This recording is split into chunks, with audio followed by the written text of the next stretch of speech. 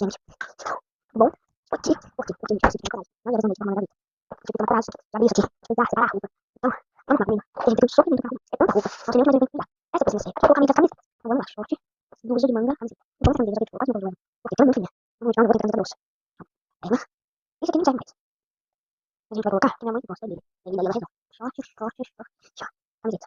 Gente, assim, eu vou coragem. Daí eu tô pegando, vai virar. E agora eu tô pegando, não vai dar, porque é muito cansativo. Você tá roupa, tá enjoado. Ainda mais dobrar. Eu paciência pra tudo.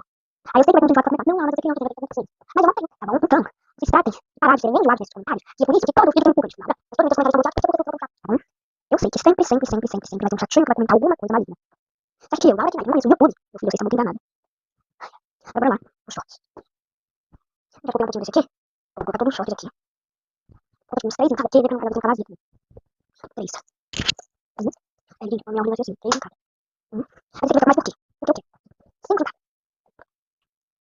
1, 2, 3. Agora, blusa. 1, 2. Gente, tem que dobrar, né? Blusa. Dobrar assim, ó. Pode deixar muito pequenininha. Tá? Cadê mais? Ó, gente, esse aqui é a blusa que eu vou deixar mas eu deixo ela ali por quê? Eu não gosto de deixar ela legal. Tá? Você não pode me julgar, mas eu não gosto. Ah, não, mas a blusa que eu vou ficar no cabelo aqui. Mas tem preconceito, a gente tirar uma coisa direitinho, né? Que eu arrumo.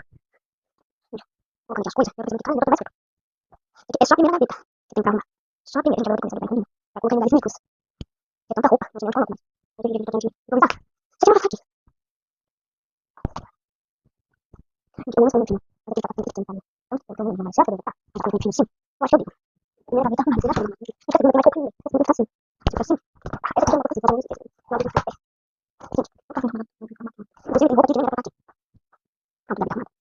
Já arrumei do meu jeito. Agora, essas duas roupas aqui, nem aqui em cima disso. A gente vai tipo lavar no quarto.